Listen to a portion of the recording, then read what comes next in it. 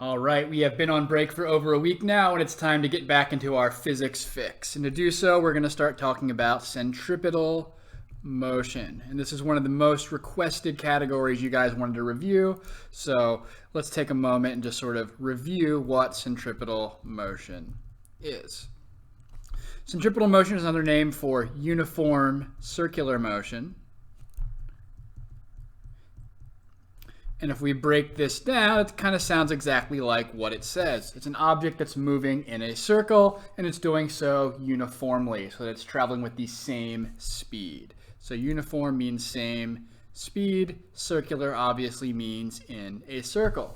So if we map out the trajectory for an object in centripetal motion, it's just a circle. It's going around in a circle. So this can be used to model lots of things. It could be used to model, a car or a person running around a track. It could be used to model a planet orbiting around a star. It could be used, partial circles, so like an arc, like a pendulum swinging from one point to another along this bottom track here. So let's take a look. A circle is, an equidistant track from some central point. And if our object is moving around in the circle, its displacement follows this trajectory. But remember, the velocity vector tells you which way you're going. And so the velocity vector is also always tangential to the circle, wherever you are. If I'm at the 6 o'clock on the circle and I'm going counterclockwise, and that means I'm going directly to the right in tangent with that circle. If I go a little bit further, I'm still going tangent to the circle, off at a different angle. So no matter where you are on the circle, you can draw an arrow tangent to that, circle itself, and that will show you the velocity vector. In order to stay in a circular motion, remember, an object in motion needs to stay in motion. If our velocity here is straight down and there's no other force acting on the object, we're going to continue to go straight down. So in other words, there has to be some force acting on our object at this point to get it to eventually come to a point down here at 6 o'clock. So in order for that to happen, there needs to be some force or acceleration to change the velocity that points directly inwards towards the center of the circle. So our major vectors here, velocity vector is tangent.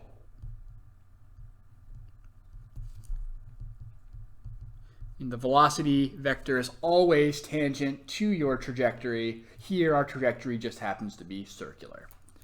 The acceleration here is sort of the real special thing. This is the sort of force or guiding, it's a guiding force, that literally a force that,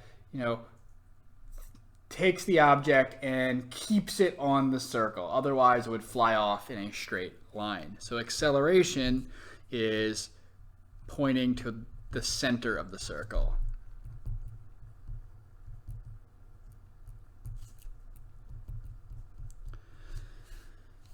So the relationship between velocity and acceleration for an object in centripetal motion is that they are always, always, always perpendicular to each other. So V must be perpendicular to A.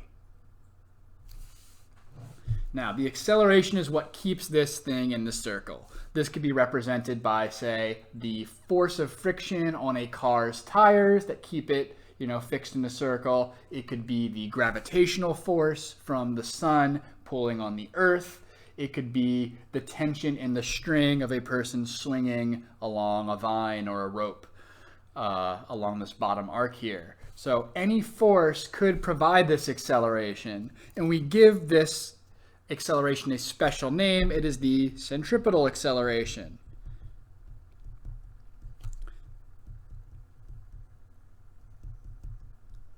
It changes V to be confined on the circle.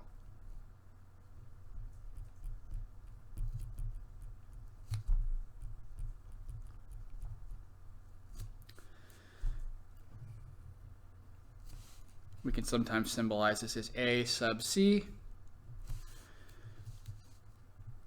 By Newton's second law, there must be some net force, Fc, That is equal to the object's mass times its acceleration. And this is the centripetal force. It is the actual force that is causing this acceleration, that it's keeping the object moving in a circle. So the centripetal force is equal to mass times the centripetal acceleration. The centripetal force isn't a kind of force, like friction is a kind of force or tension is a kind of force. It is the name for the net force. It's the total force. Net force on an object in uniform circular motion.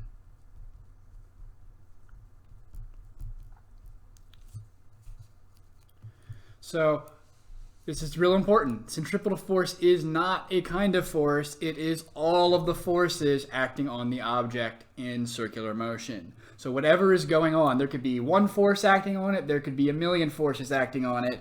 If it's in uniform circular motion, all of those forces have to add up to the centripetal force. So all forces add up to centripetal force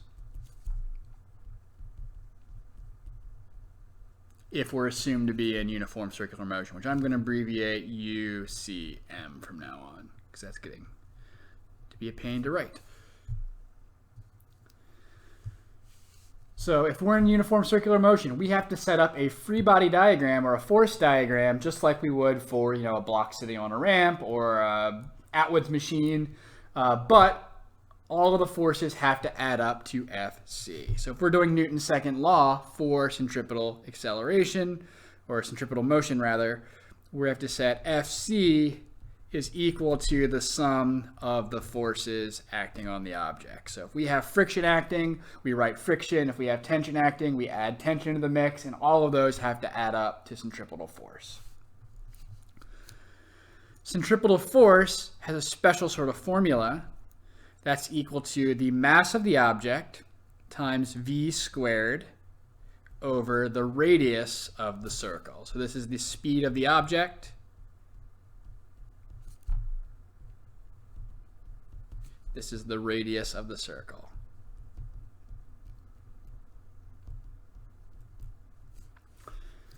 Why does the equation have this structure? Well, let's think about it conceptually. The centripetal force is the force required to keep the object moving in a circle. If the object is going faster, we're going to need more force to keep it in a circle. If it's going really, really fast, if you try to round a tight curve at high speed, you're probably going to fly off the edge if you can't turn the wheel quickly enough. And so you need to have a stronger force. You need to turn that wheel much, much more if you're going faster. And so it makes sense that the force should be directly proportional to v. So v versus F is directly proportional.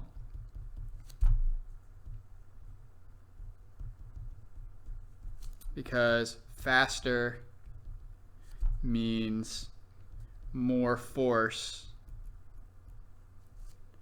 required to keep in circle. In other words, if I'm moving faster, I have a lot more inertia. The mass is up in the numerator as well.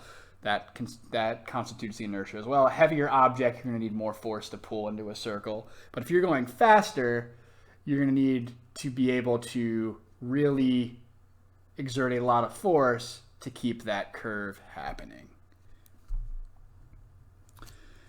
F and R versus F, are inversely proportional.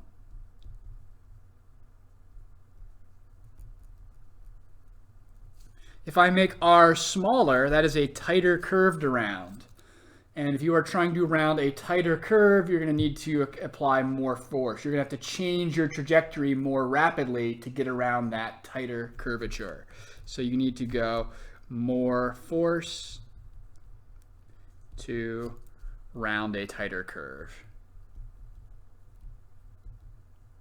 If you have a nice, gentle, sloping curve, you can do that much more easily by only changing your direction in a much gentler fashion. So this is our equation for centripetal force. We're going to add up all of the forces on the object equal to this value, and then we can calculate, how large the curve is, how fast the object needs to go to round the curve, and so on. So let's do a few examples to really see how this boils down. Let's go to our rope swing. We have a person on a rope swing. They have a mass of, let's say, 75 kilograms, and this rope swing has a length of 3 meters. The person's going to jump off the platform, and they're going to swing down to the lowest point. And I want to know what the tension in the rope is at this lowest point. If I know that the person is traveling at, let's say, 6 meters per second down at the bottom point of this swing.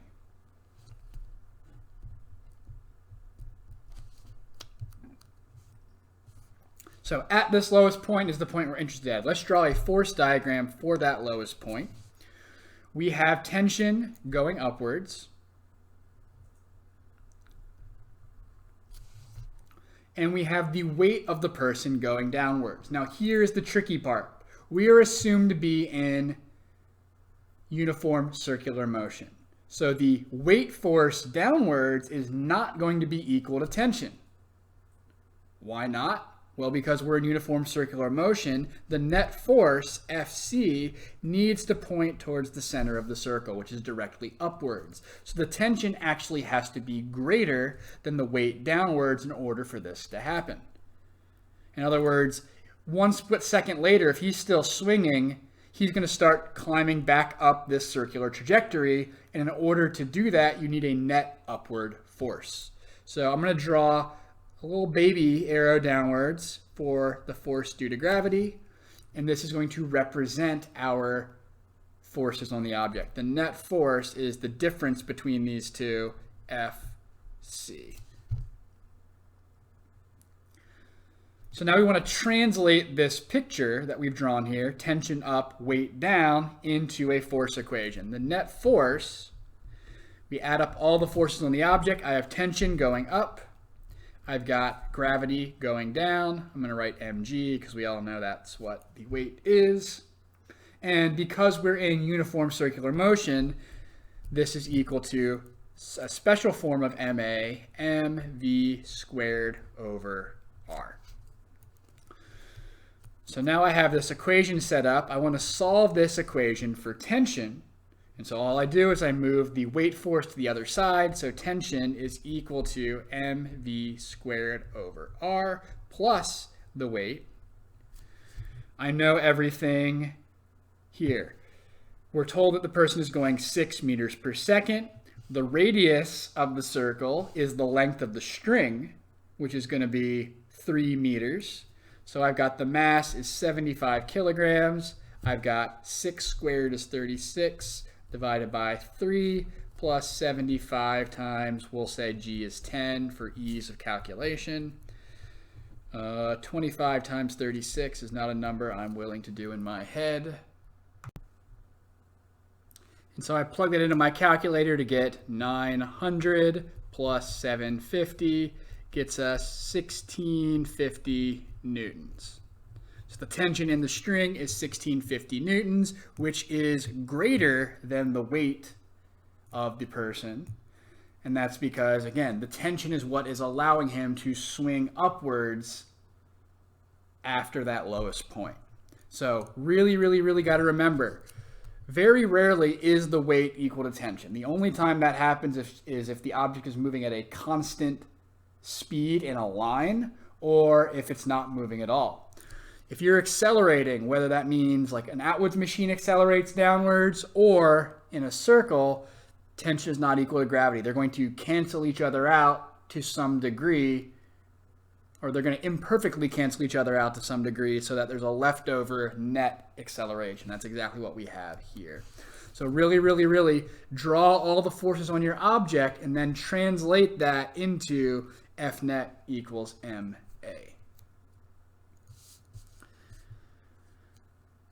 Let's take a look at another example. Let's take a look at the planet orbiting a star. So I've got some star here with big M mass, and I've got a planet orbiting with mass little m. It's moving around in a circular trajectory. And we can model, how fast is this thing going based off the distance r. The radius between the center of the star and the center of the planet. This is moving in a uniform circular motion with speed v, and we want to derive a formula for the velocity of this planet. So just like before, we need to draw a free body diagram for this object here, the planet. And if this is our planet, the sun is located here. The only force acting on the planet, at least to strong approximation, is the gravitational force, and it's directed inward directly along the line connecting the two objects. So this is our force of gravity. We're at large scales here, so the force of gravity is not equal to mg, it's equal to big G times little m times big M, the product of the two masses, divided by the distance between them squared. This is the only force acting on the planet, and therefore this is the force that is the centripetal force. So this is equal to Fc, and therefore it's equal to mv squared over r. So now I can equate the two interesting parts of this formula, G little m big M over r squared equals mv squared over r.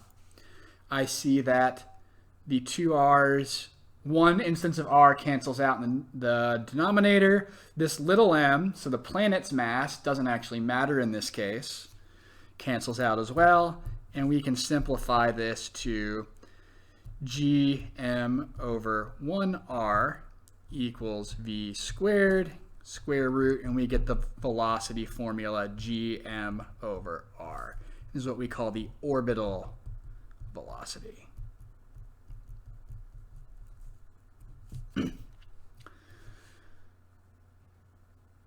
So all we did here is we said the only force acting on the object is gravity. Gravity from the interaction between the planet and the star.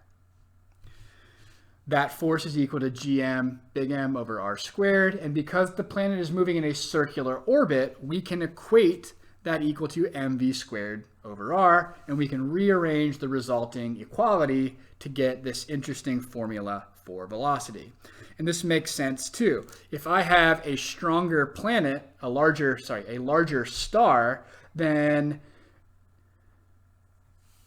that gravitational force is going to pull you around at a larger speed. And if I'm closer in, then that means my speed is also going to increase as well in order to stay in that circle. So let's do one more example. This is sort of the big culmination of everything that we've done with circular motion. This is the banked curve problem. And so what we have is, let's say we have a car on a circular track, or it's like an exit ramp or something like that. And what they do is, to make it easier to move up and down, we bank the curve. So instead of having a flat curve, we bank the curve in an angle so that there is a wider range of speeds that you can go through without slipping up or down the ramp. So this is our car on the ramp. I'm drawing it very simply as a box, as I always do.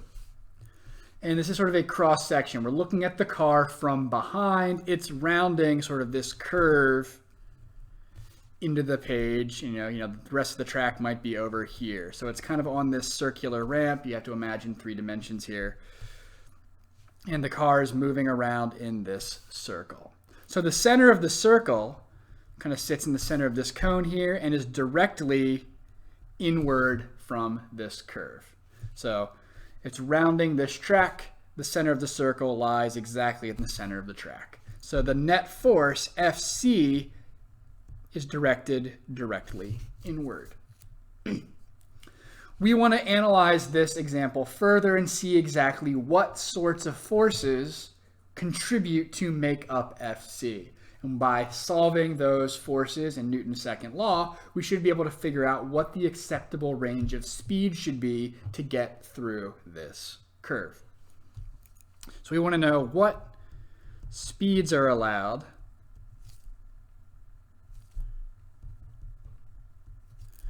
so that the vehicle can round the curve without slipping up or down the ramp.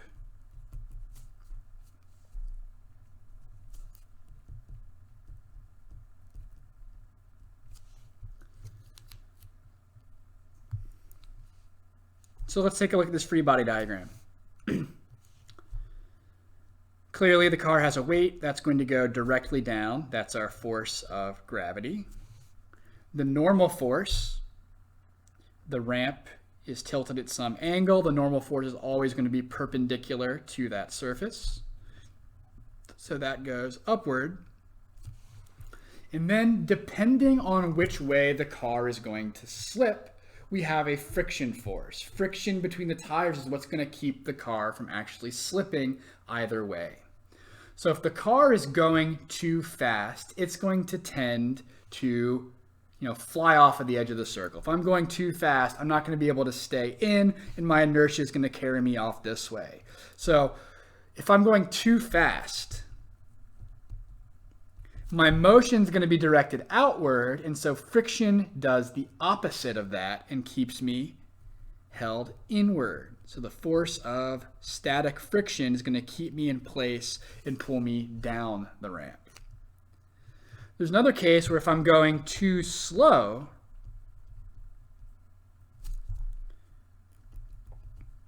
I still have, my weight going downwards. I still have my normal force going up perpendicular to the ramp.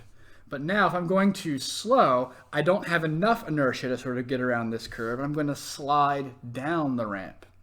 So friction is going to oppose that downward motion and point upward. So my force of static friction points up the ramp.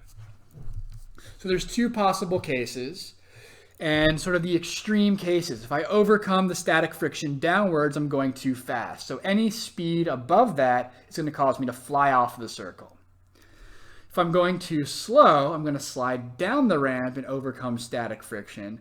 And so what that's going to happen is these two extremes are going to bound the allowable speeds that the car can go around this ramp safely without moving. So we've drawn two free body diagrams here. We're going to set up this equation so that we take into account both of them at the same time. So the net force, remember Fc points directly to the center of the circle. Typically, we usually redefine our coordinate system so that it matches the angle of the ramp, like we would do something like this, where x is down the ramp, y is perpendicular to the ramp. But here I'm going to do a typical, left and right coordinate system, up and down coordinate system, where x points to the left and y points straight up. And the reason I do that is just because I want my net force, my centripetal force, to be in the same direction as one of my axes. So we'll have to do a little bit of thinking about the angles here, but in the end, our net force won't have any components, and that's a nice thing. So let's take a look. Our Newton's second law, we have to set up an x equation and a y equation. Our forces in the x direction, well, the net force, ma, is our centripetal force. So that's mv squared over r. And that's good. We have a speed in here. That's what we're trying to solve for. So by looking at the centripetal net force in this problem, we're able to get an equation where we can solve for speed in the end. That is equal to, so we got to look at all the forces that have an x component. Gravity is straight down, and so we only need to consider the normal force and the force of static friction. So if we think about what we've drawn here, our angle theta is here. That's our ramp angle.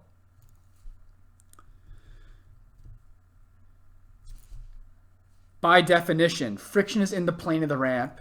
Normal force is perpendicular to the ramp. So this angle here, by alternate interior angles, yeah, we got to bring some old school geometry back into this. This is still theta. These are perpendicular to each other, so this is 90 minus theta, the angle between the horizontal and the normal force. So our normal force points up. That's going to be positive in our coordinate system here. So we have Fn cosine 90 minus theta, which is sine. Just remember that cosine 90 minus x is equal to sine x. And then friction is pointing to the left in this case, and it's pointing to the right in the other case. So the way we're going to consider that is if we're going too fast, we have the top sign is going to point to the left in the same direction as the normal force. And if we're going too slow, it's going in the opposite direction as the normal force. So this is taking into account both cases at the same time. We're going to get the force of static friction, F sub s, is equal to cosine theta. So we've set up our x equation. Our y equation, well, we said the net force is all in the x direction. So there is no net force in the y direction. Ma is equal to 0. And now we consider all of the y components here.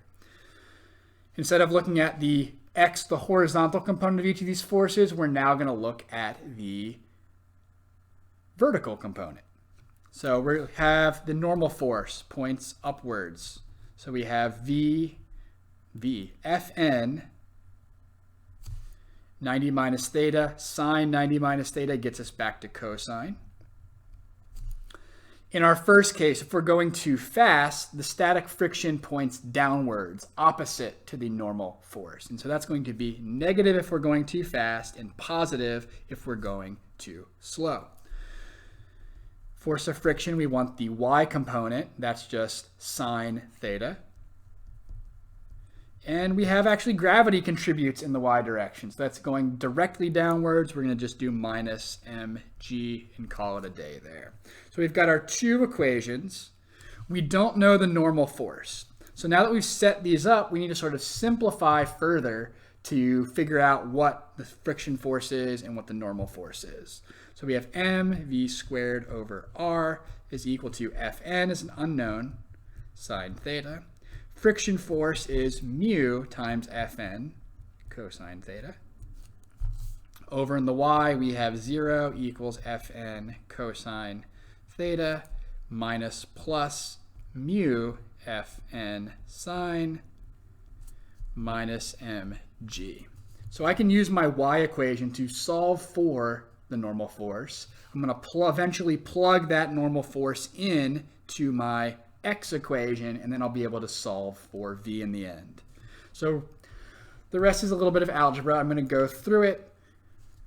We want to solve for Fn. So we got to move mg to the other side. mg is equal to, I can factor out Fn on both of these terms, cosine minus plus mu sine theta. So the normal force is our force of gravity divided by this messy beast over here.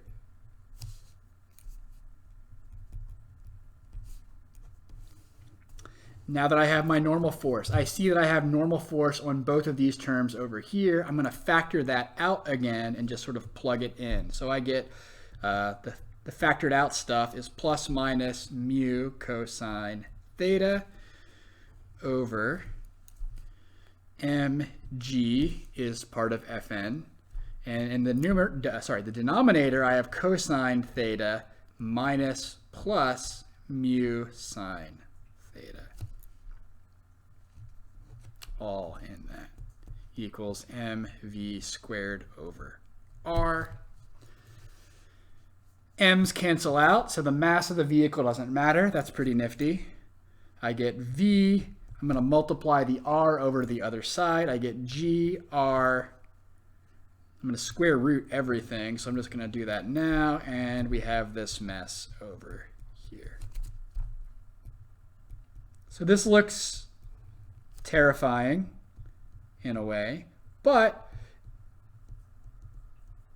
all we did was we balanced the forces. If you really needed to, you could do these one at a time and ignore sort of the messy plus or minus plus deal. You just have to really think about how does the friction force compare to what the normal force is doing? Which way does this point in my coordinate system? And that's going to dictate which sign to use. If it's going in the same direction as my positive axis, it's going to be a plus sign. If it's going in the opposite direction as my plus axis, I'm going to use the minus sign. So you are free to do them both simultaneously as we did here, or one at a time if the question only asks for, what happens if you're going too slow. So you can get the top speed by looking at the top sign here. Remember, the top speed is going to be when the numerator is as large as possible and the denominator is as small as possible, adding on top, subtracting on bottom. And the lowest speed is going to be when the numerator is as small as possible, subtracting, and the denominator is as large as possible, adding. So by taking the top sign, we get the sort of maximum speed you can go around the circle, and then by looking at the bottom sign, you get the slowest speed you can go around the circle without slipping. It's worth pointing out that if there were no friction at all, the only speed you could get around this without slipping is gr tangent theta. And if I set the friction coefficient to 0, this goes away, and I'm left with sine over cosine, which if we remember our identities, that's just tangent, and we get the familiar-ish formula that we expect for a frictionless case. So always sort of looking at little sanity checks, g times r, and acceleration, the square root, g times r, m meters per second squared times meters gets me meters squared over seconds squared, which when I square root that gets me a velocity. So unit-wise, this checks out as well. All right, I am way over time here, so I'm going to call it a day here. If you have any questions about this example or anything we did, please let me know, and good luck.